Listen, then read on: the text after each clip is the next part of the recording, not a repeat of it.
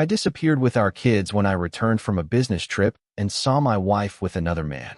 For the past 3 years, we haven't been intimate. She always claimed she was not in the mood, but turns out that she's been cheating with our neighbor. Hey there, thanks so much for sticking with us.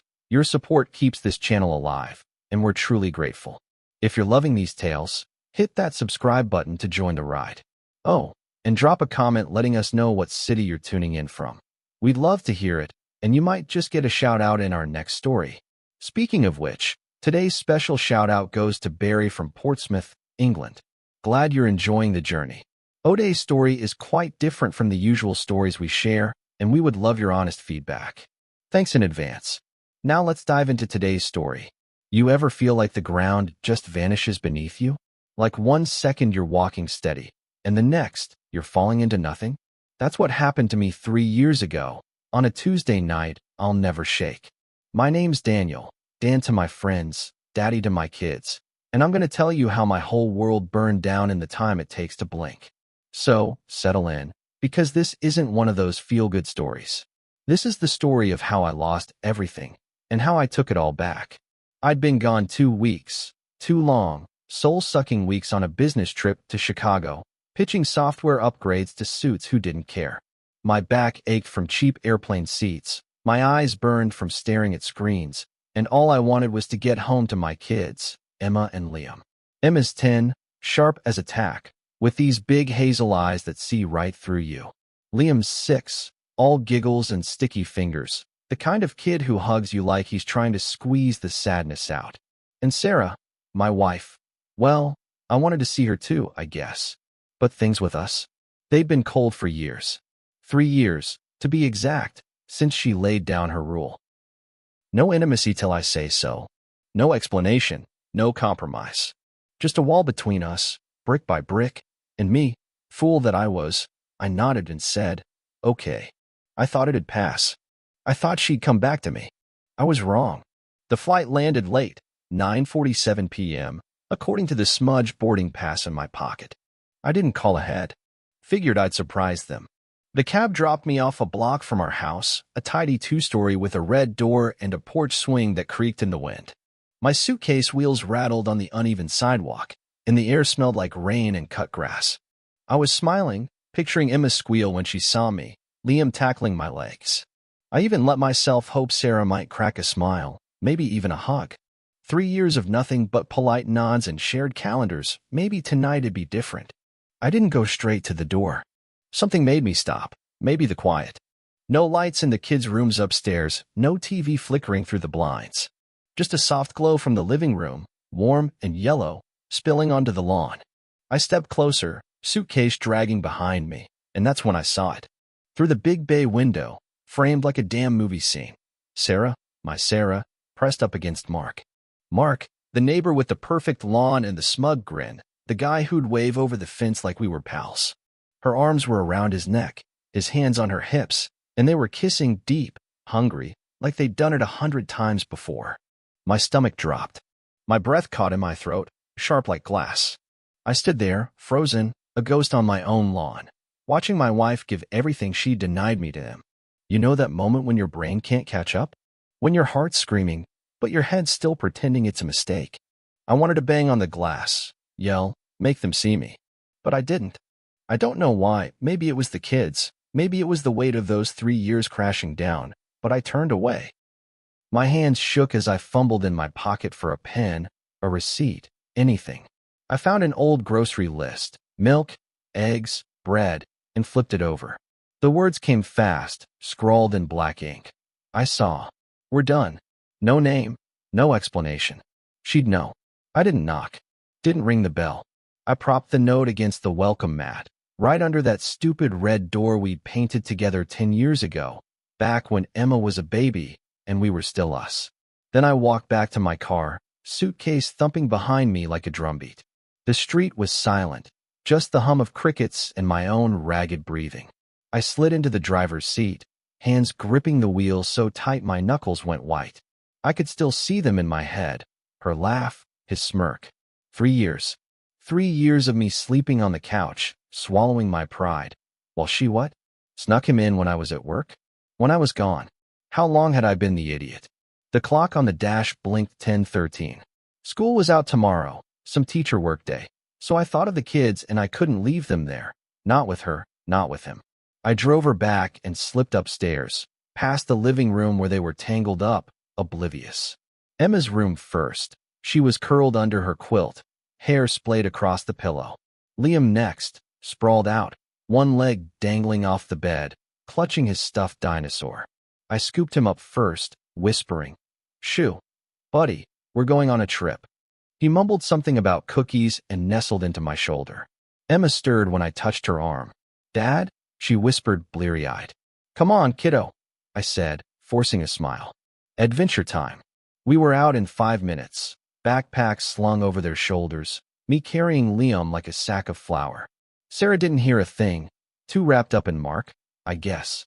I buckled the kids into the car, their sleepy questions buzzing in my ears. "Where's Mom?" Emma asked, rubbing her eyes. "She's busy," I said, voice tight. "We'll see her later." A lie, but what else do you say? I pulled out of the driveway, headlights cutting through the dark, and my phone lit up, Sarah's name on the screen. I didn't answer. One tap, and she was blocked, her call fading to nothing. The road stretched ahead, endless and black, and I drove. To where? I didn't know yet. But I knew one thing. This wasn't the end. This was the beginning. She'd broken us, but I wasn't broken. Not yet. Chapter 2. The escape now. Picture this. It's past midnight. The road's a black ribbon stretching into nowhere, and I've got Emma and Liam in the back seat, half asleep, asking questions I don't know how to answer. My hands are still shaking on the wheel, my chest tight like someone's sitting on it, and all I can think is, what now? Welcome to the night. I stopped running on fumes and started running on revenge. The car smelled like fast food wrappers and Liam's dinosaur toy, a plasticky, sour mix that kept me awake when my eyelids begged to close.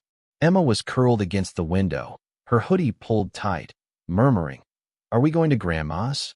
Liam, sprawled across his booster seat, clutched that dinosaur and snored soft little snorts. "No, kiddo," I said to Emma, voice low so I wouldn't wake him. "Somewhere new. An adventure." She didn't buy it. Those hazel eyes flicked to me in the rear view, sharp and searching, but she didn't push. Good thing, too, because I didn't have a real answer. Not yet. I drove 3 hours that night. No map, no plan, just instinct. The highway signs blurred past, exit 47, exit 52, like they were daring me to pick a direction. I settled on Easton, a small city 100 miles from home. Not too close for Sarah to chase us down, not too far to start over. By 1:30 a.m., we rolled into a motel off the interstate, the kind with flickering neon and a clerk who barely looked up from his phone. 2 beds, 1 night, I said, sliding cash across the counter. He grunted, handed me a key, and I hauled the kids inside, their backpacks bouncing against my legs. The room was a time capsule, musty carpet, a TV bolted to the dresser, curtains that smelled like cigarettes from the 90s. I tucked Liam into one bed, his little arms flopping like he was dreaming of flying. Emma climbed into the other, watching me with those eyes that cut too deep. "Mom's gonna be mad," she said, not a question, just a fact. I forced a smile, the kind that hurts to hold. "She'll be fine. Get some sleep." She nodded, but I could tell she was piecing it together, 10 years old and already too smart for my half-truths. Sleep didn't come for me. I sat on the edge of my bed, staring at the cracked ceiling, replaying that window scene, Sarah's laugh, Mark's hands, the way they fit together like I'd never existed. 3 years of her rules, her cold shoulder, and I'd swallowed it all, thinking it was my job to wait. Now I saw it. Every late night she claimed was work. Every time Mark lingered too long at our barbecue.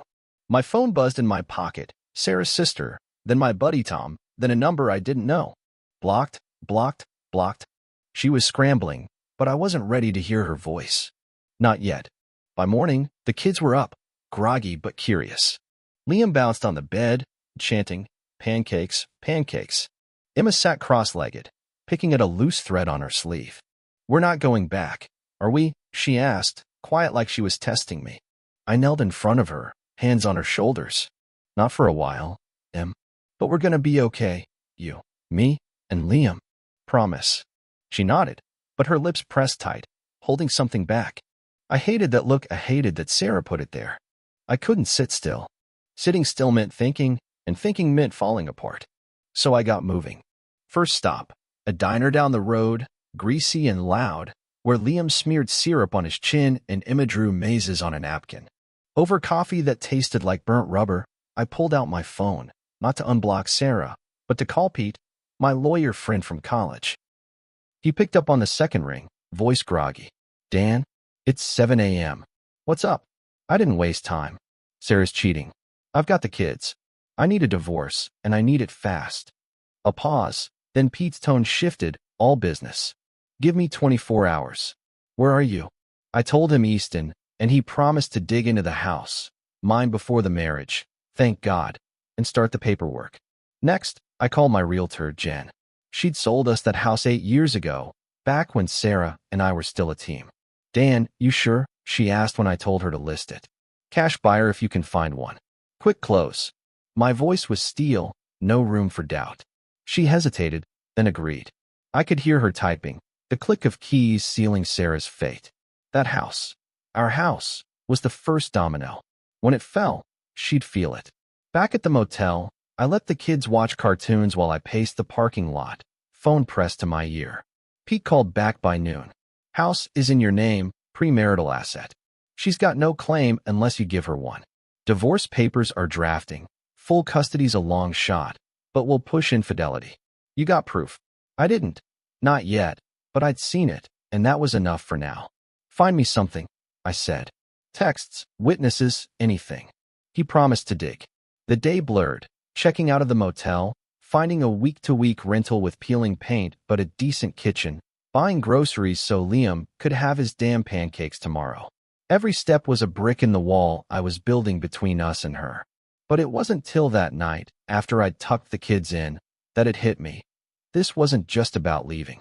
This was about taking everything she thought she owned, our life, our home, our family, and burning it down around her.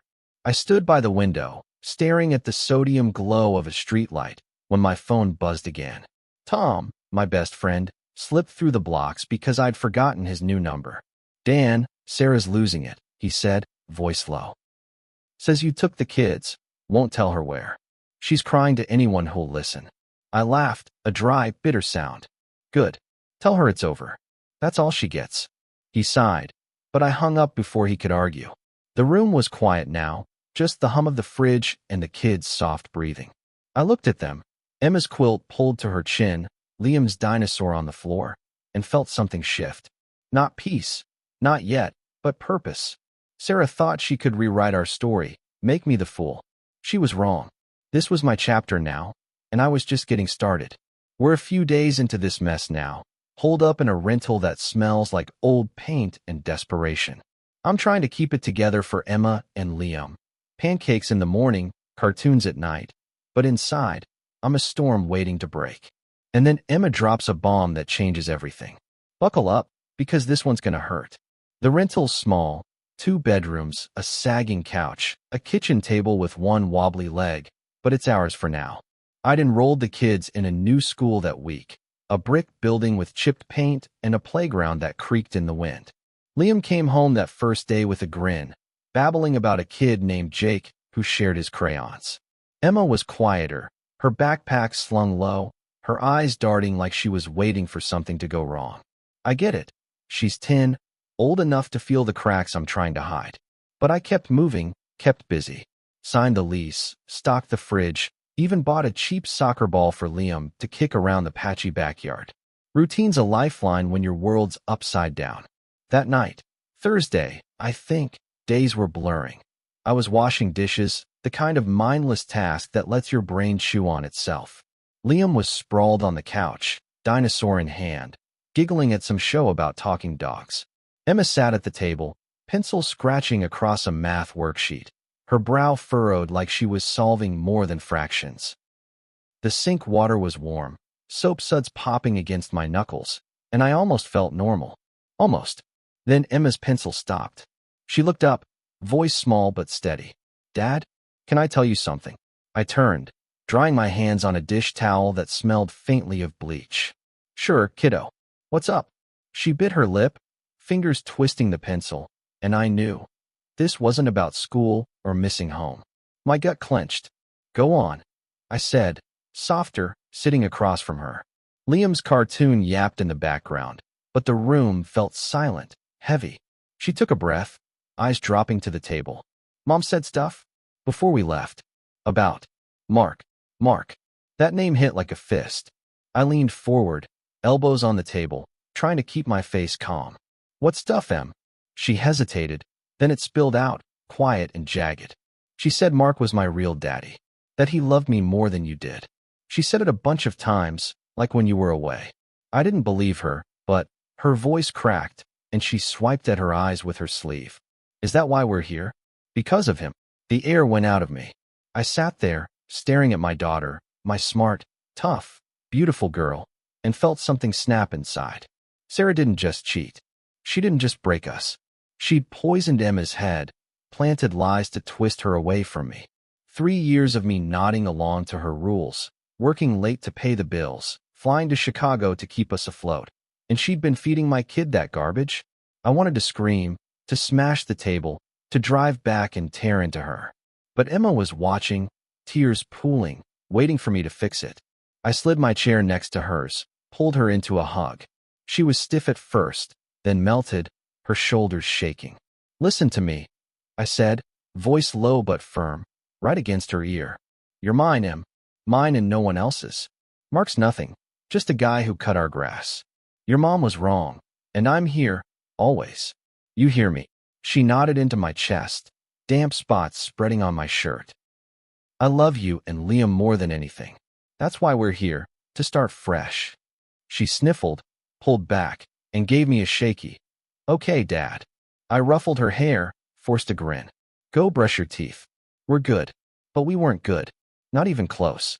After she shuffled off, I sat there, hands clenched, replaying her words. Mark was my real daddy. Loved me more. Sarah hadn't just betrayed me. She tried to erase me. I grabbed my phone, scrolled to Pete's number. Hey, I said when he picked up, my voice a growl. That proof you're digging for? Make it fast. She's been lying to Emma about Mark. I want her buried. Pete whistled low. That's ammo, Dan. I'll get on it. House is listed, by the way, offers pending. I hung up, staring at the wall. The house was step one. This was war. Next morning, I called my bank, canceled every card Sarah's name was on, joint accounts, credit lines, all of it. Primary holder only. I told the rep, voice flat. She'd wake up to decline charges soon enough. Then the utilities, electric, water, internet, cut off in her name, rerouted to me in Easton. Every tie I severed felt like a weight lifting, a brick stacking up against her. My phone buzzed nonstop. Her sister again. Tom, some cousin I hadn't seen in years. Blocked, blocked, blocked. Tom got through once more, voice tight. Dan, she's begging. Says she'll explain. I cut him off. Tell her it's over. Done. Click. That night, I stood in the kitchen, staring at a plate of half-eaten spaghetti the kids had picked at. Liam was asleep, Emma was reading in her room, and the quiet pressed in. I thought about Sarah, how she'd smile at Mark, how she'd lied to Emma, how she'd turned our home into a stage for her games. I grabbed a photo from my wallet. One of us at the beach, years back, Emma in pigtails, Liam a baby in my arms, Sarah laughing. I held it over the sink, tore it clean in half, her on one side, us on the other. The pieces hit the trash with a soft thud, and I exhaled, long and slow. She tried to rewrite my kid's story, make me the outsider. But I wasn't going anywhere. I'd build them a life here, piece by piece, and I'd make damn sure Sarah paid for every word she'd sown. The phone buzzed again, another unknown number, probably her. I didn't block it this time. I just let it ring, a faint hum in the dark, while I planned my next move. Now, a week into this chaos, the biggest brick's about to drop, the house. Our house. The one I bought before her, the one she turned into her little love nest. It's gone, and she's gonna feel it. This is where the ground shakes under her feet. Let's see how she dances. We'd been in Easton 6 days, and I was running on coffee and spite. The rental was starting to feel like home. Liam's crayons scattered on the table, Emma's books piled by her bed. I'd gotten them settled at school, kept the fridge stocked, even kicked that soccer ball around with Liam till my legs ached. But every night, when the kids were asleep, I'd sit by the window, staring at the streetlights, plotting. Sarah thought she could play me for a fool. 3 years of her rules, her lies, her hands on Mark while I was out there grinding. No more. I'd already cut her cards, killed the utilities. Now it was time for the big one. Friday morning, my phone rang. Jen, the realtor. Dan, you've got a cash offer, she said, voice cautious, like she still couldn't believe I was doing this. Full asking price, quick close, 10 days if you sign today. I didn't hesitate. Do it. She paused. You're sure? Once it's gone, I'm sure. I cut in sharp. Send the papers. I could hear her sigh through the line, but she didn't argue. By noon, I'd signed digitally, the house officially out of my hands. Mine, not hers, premarital asset, Pete had confirmed. Sarah had no claim, no warning, no nothing. I pictured her standing in that kitchen, lights off, fridge empty, wondering where her perfect little life went. Good. That afternoon, Pete called. House is sold. Congrats, I guess. Divorce papers are ready, too. Filing Monday. We've got infidelity in there, and Emma's story, man, that's gold. She's got no leverage. I leaned against the rentals counter, the Formica cool under my palms. She's out, then? No house, no kids. Pete chuckled. Dry? Not if I can help it. She'll get the eviction notice soon. New owners want her gone. I nodded, though he couldn't see it. Keep digging on Mark. I want more. He promised he would, and I hung up, a grim smile tugging at my lips. Step 1, complete. Back home, her home, not mine anymore. Sarah must have felt the first tremor that day. I didn't see it, but I can imagine it clear as crystal. She wakes up late, maybe expecting Mark to slink over, only he's not answering her text anymore. The power's been off since yesterday. My name was on the bill, and I'd canceled it. She tries her debit card for coffee, declined. Tries the credit card, same. Panic creeps in, sharp and cold. Then the knock comes, an eviction notice slapped on that red door, bold letters telling her she's got days to pack up and get out. Neighbors peek through blinds, whispering. Did you hear? Dan sold the place. She's out. I hope it stung. I hope it burned. My phone wouldn't stop buzzing. Her sister, Tom again, some friend from her yoga class. Blocked, blocked, blocked. They kept trying with other numbers. But Tom got through one more time, his voice strained. Dan, she's a mess. Showed up at my place crying. Says she doesn't know where you are, where the kids are. Mark's ghosting her. She's got nothing. I laughed, low and hard. She's got what she earned. Tell her it's over, same as last time. He tried to say more, but I hung up, the sound cutting off like a guillotine. Let her cry. Let her beg. I wasn't bending. That night, I took the kids to a diner, same greasy joint from our first day in Easton. Liam smeared ketchup on his fries, giggling, while Emma traced mazes on a placemat. When's Mom coming? Liam asked, innocent as ever. I froze, fork halfway to my mouth. Emma's eyes flicked up, waiting. She's busy, bud, I said, forcing it light. We're doing our thing for now. He nodded, satisfied, but Emma's pencil slowed. She knew. I hated that she knew. Later, after they were asleep, I sat on the couch, a beer in hand I barely touched. The house money would hit my account soon. Enough to start trust funds for the kids, keep us steady. I'd won this round, no question. But Emma's words from last night, Mark was my real daddy, kept clawing at me. Sarah hadn't just cheated. She tried to steal them, rewrite me out of their lives. I set the beer down, grabbed my keys, and stepped outside. The air was crisp, the street quiet except for a dog barking somewhere. I needed to move, to feel the ground under me. I walked the block, hands shoved in my pockets, and that's when I saw it. A dumpster at the corner, overflowing with trash. Something snapped. I went back, dug through our bags, found every trace of her I'd brought. A scarf she'd left in my car, a grocery list in her handwriting, that torn beach photo. I carried it all out, dumped it in with the rotting food and broken chairs. Gone. Like the house. Like her. My phone buzzed as I walked back. Jen again. Dan, it's done. Buyers wired the funds. She's out by Tuesday. I stopped, breath fogging in the cold. Good, I said, and meant it. I could almost hear Sarah now, packing boxes, cursing my name, realizing Mark wasn't coming to save her. The neighbors would talk, her perfect mask would crack, and she'd be alone. I turned back to the rental, the kids' silhouettes faint through the window, and felt it. Not joy, not yet, but power. She'd tried to bury me. Now she was the one in the dirt. This isn't just a fight.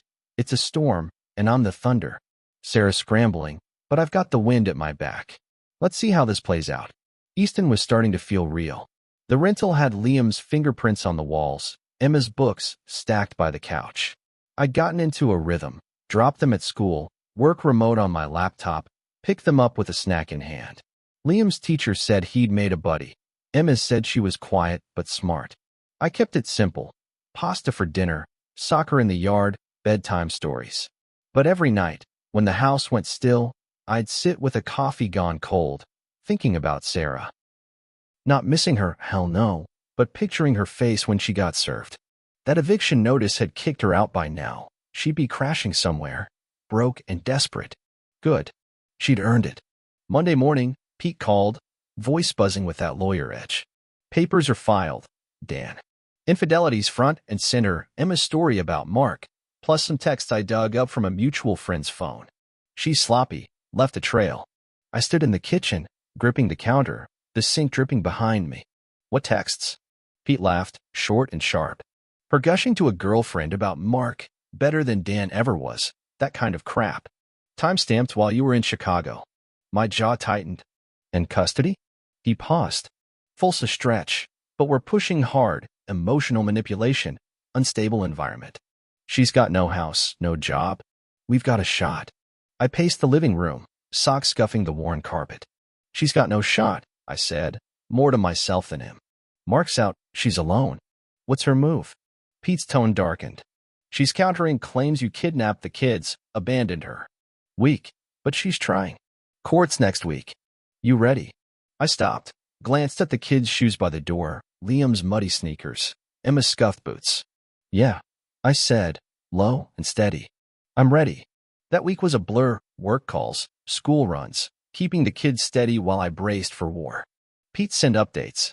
Sarah's lawyer was flailing, grasping at straws. She'd been served at her sister's place. Apparently that's where she'd landed, a guest room with her boxes piled up. I could see her there, mascara streaked, spinning stories to anyone who'd listen. Dan overreacted. He took everything. Let her talk. Truth was in the papers, in the texts, and Emma's shaky voice telling me what she'd said. Friday hit, and Pete dropped more gold. Got a witness, your old neighbor, Mrs. Carter. Saw Mark sneaking out your back door, multiple times. She's pissed, hates cheaters. Willing to testify. I grinned, first real smile in days.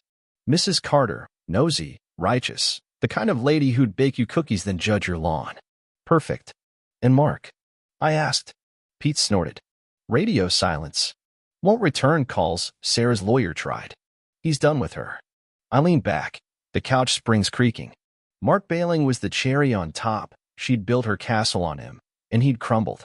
That night, I took the kids to the park, Liam chasing pigeons, Emma swinging high, her hair whipping in the wind. Higher, Dad, she yelled, and I pushed, feeling the strain in my arms, the ache in my chest easing just a bit. They were mine to protect, mine to raise. Sarah could claw all she wanted. She wasn't getting them. Back home, I cooked burgers, let Liam make a mess with the ketchup. Emma helped flip the patties, quiet but steady. You okay, Em? I asked, sliding her a plate. She nodded, quick. Yeah, just glad we're here. I ruffled her hair, didn't push. She was tougher than me some days. Sunday, Pete called late, 10 p.m., kids asleep, me nursing a beer on the porch. Her lawyer's sweating, he said. Counter's falling apart. Mark won't back her. Mrs. Carter's a hammer. And those texts? Judge Leet, am up. But heads up, she's desperate. Might pull something. I frowned, the bottle cold against my palm. Like what? Pete sighed. Dunno. Show up, maybe. Plead to you direct. She's got nothing left. I stared at the street, a car's headlights slicing the dark. Let her try, I said, voice flat. She's done. Monday morning, I dropped the kids at school, kissed Liam's forehead, gave Emma a fist bump. See you at 3, I said, and they ran off, backpacks bouncing. I drove to the courthouse, an old brick building with steps worn smooth. Pete met me outside, tie crooked, briefcase stuffed. "Showtime," he said, clapping my shoulder. Inside, it was all wood panels and stale air. The judge, a gray-haired woman with glasses perched low. Sarah was there. First time I'd seen her since that night. She looked smaller, hair messy, eyes red. No Mark, just her lawyer, a twitchy guy in a cheap suit. She wouldn't look at me. Good. The judge started, voice dry, flipping through papers. Pete laid it out. Infidelity, manipulation, the house sale as proof of her instability. Sarah's lawyer stumbled, muttering about abandonment, but the judge cut him off. "Proof, counselor?" Texts hit the table, Mrs. Carter's statement, Emma's words in a sworn affidavit Pete had prepped. Sarah's head dropped, hands twisting in her lap. I sat still, heart pounding, watching her shrink. Then she spoke, voice shaky, barely audible. "I just want my kids back. He can't take them." The judge peered over her glasses. "Evidence suggests otherwise, Mrs. Hayes." Pete leaned close, whispered, "She's toast." I nodded, but my eyes stayed on her. Pathetic, cornered, nothing like the woman who'd ruled me for years. The hearing wrapped, temporary custody to me, final ruling next week. We'd won, for now. Outside, Pete grinned. "She's got no play left." I exhaled, the air sharp in my lungs. "She might," I said, thinking of his warning. I drove home, sun low, and pulled into the rental. The kids were safe at school, the day was mine. But as I stepped out, my phone buzzed, an unknown number. I didn't answer, just stared at it ringing, a chill creeping up my spine. She wasn't done. Not yet.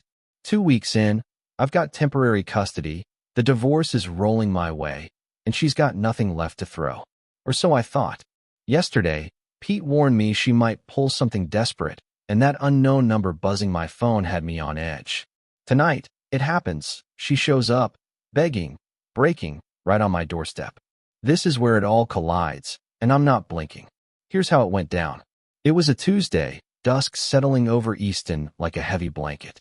The rental smelled like spaghetti sauce, Liam's favorite, simmering on the stove while he colored dinosaurs at the table. Emma was in her room, headphones on, lost in some audiobook. I just won that court round yesterday, and the weight was lifting, inch by inch. The kids were safe, school was good, work was steady. I was stirring the pot, steam curling up, when the doorbell rang sharp, insistent, cutting through the hum of the fridge. My gut twisted. Nobody knew we were here, not Tom, not my sister, nobody but Pete. I wiped my hands on a towel slow, like I could delay what I already knew was coming. I opened the door, and there she was, Sarah. My Sarah, or what was left of her.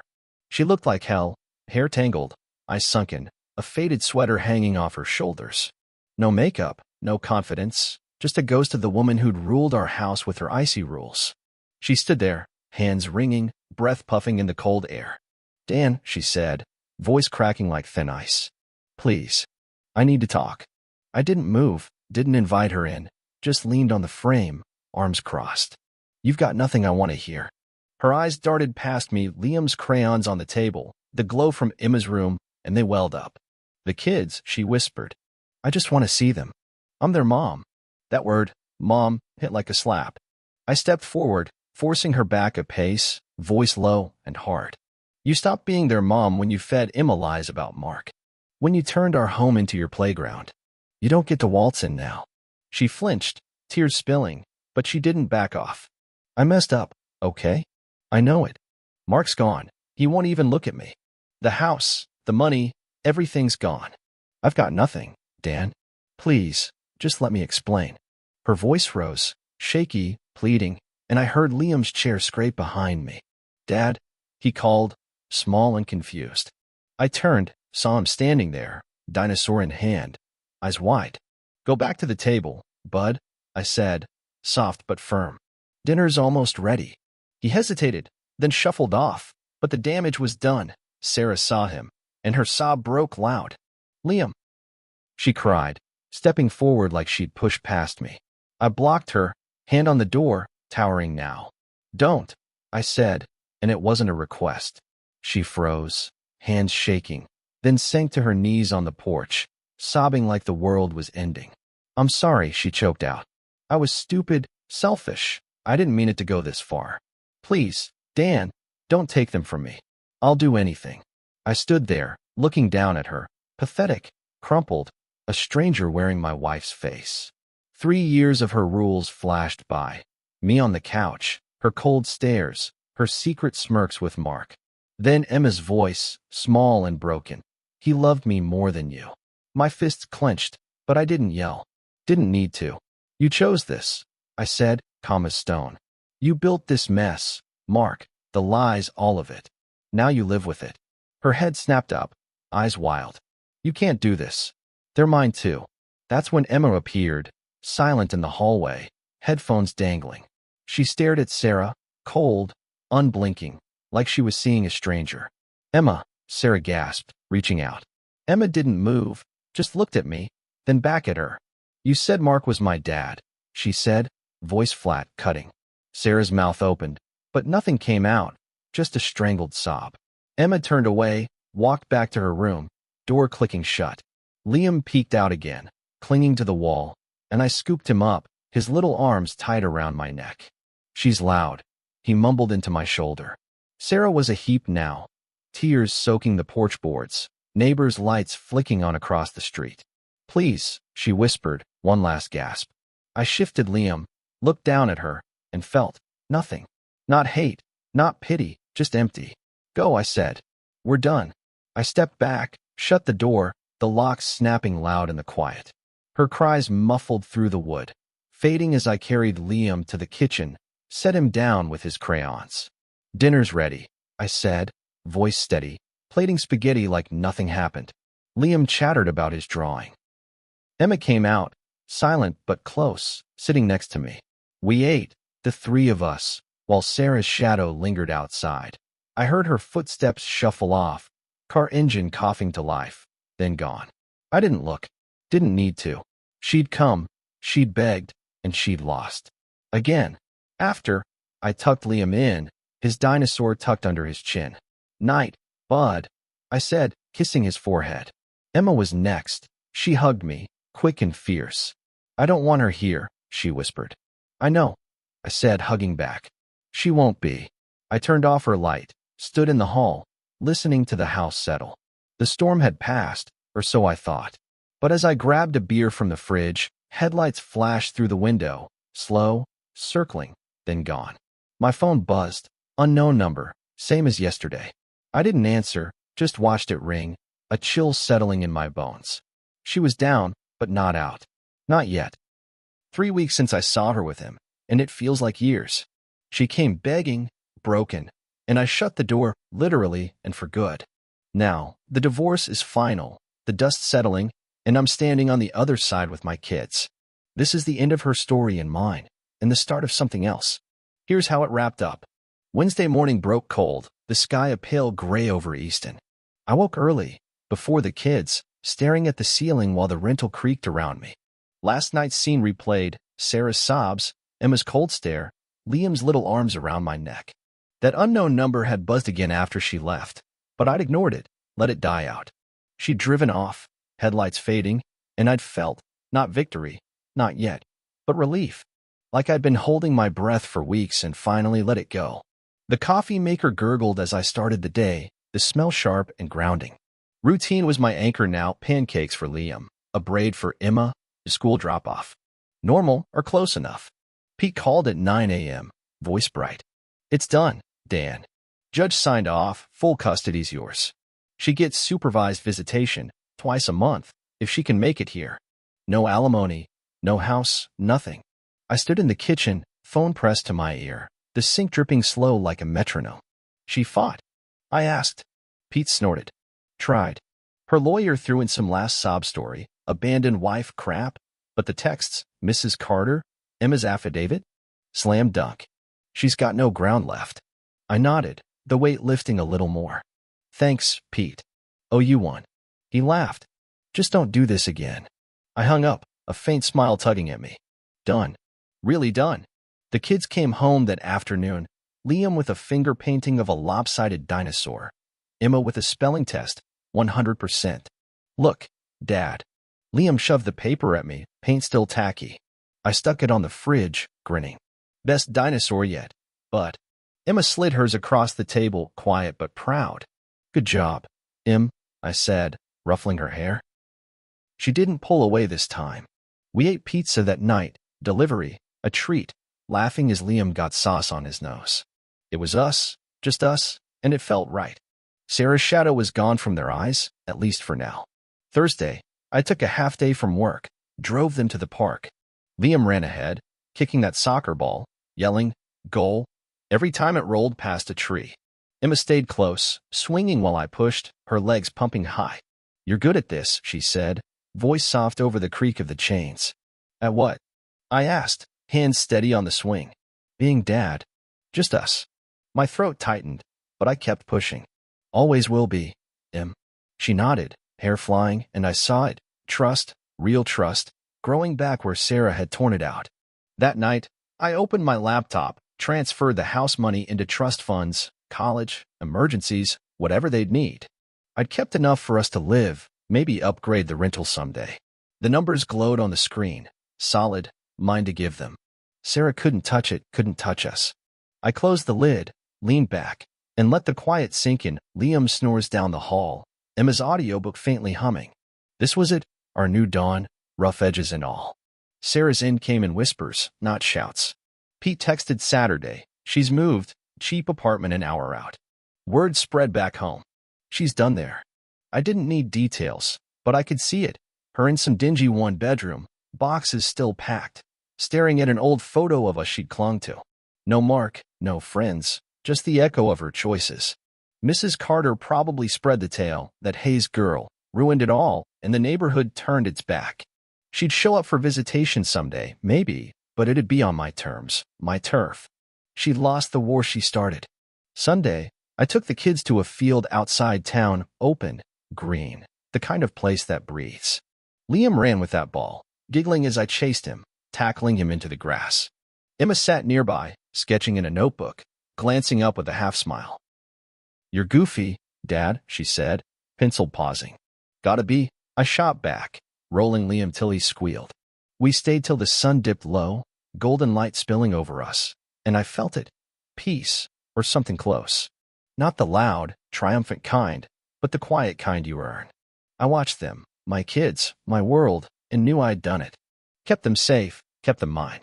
Back home, I stood on the porch, beer in hand, the street still under a fading sky. No headlights circled tonight, no buzzing phone. Sarah was gone, really gone, and the space she'd left wasn't empty anymore. It was ours. I sipped the beer, cold and bitter, and thought about that first night, the window, the note, the drive. I'd fallen then, but I'd climbed out. Not unscathed, but stronger. Inside, Liam's dinosaur sat on the couch, Emma's sketchbook open to a drawing of us, 3 stick figures, holding hands, smiling. I picked it up, traced the lines with my thumb. This was enough. More than enough. The phone stayed silent, the night stretched on, and I locked the door behind me, stepping into her life, new, messy, mine. But as I turned off the lights, a shadow flickered in my mind, not Sarah, not regret, but a question. What if she didn't stay gone? I shook it off, climbed the stairs. She wouldn't. She couldn't. Not after this. Still, the thought lingered, faint as a whisper in the dark. Well, that's it, my story, from the ashes to the dawn. What do you think? Did Sarah get what she deserved? Or did I push it too far? Drop your thoughts in the comments. I'm reading every one. If this hit you hard, smash that like button. It means the world. And don't miss what's next. Subscribe and ring the bell so you're first in line for more stories like this. Share it with someone who needs a reckoning of their own. Thanks for writing this with me. See you in the next one.